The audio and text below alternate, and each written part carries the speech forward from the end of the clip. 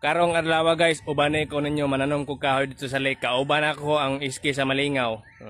Mao ning kahoy akong itanom Gamuting kahoy. So mao na ni atong outfit karon murag mang lampasay bala manumbag pa. So mao ni ang agyanan padulong sa lake. Dayon ra man to agyan diri sa una namon ko to escalator karon gitanggal man. Awa among lake Tarang!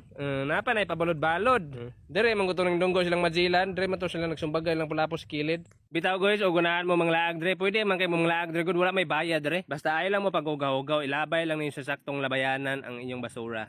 Wala kuyaw dire na mag-camping dire. Mga 20 ka bug mag-camping, pagkaugma tulo na nabilin.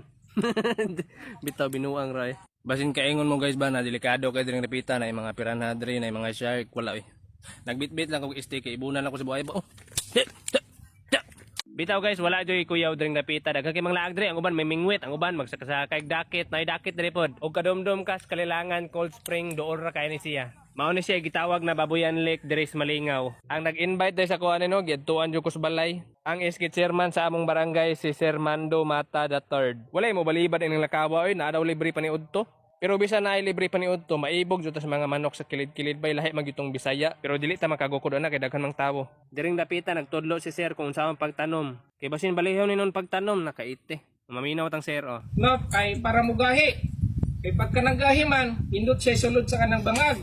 Pero yung Aray ko. daw na yan.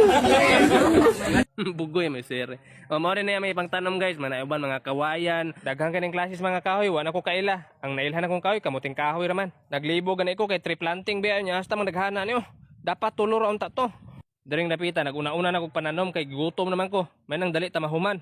Tabuna nimo nagyuta, dugmuka nimo aron di pud matuk-an. Nagugaw-hugaw ra gusong kamot gud para ingnon nga daghan na kay kong natanom ba nya isa pa biya. Didto na ta mamawi isa kaon. Pagkahuman na kog tanom dia simple diligan man na.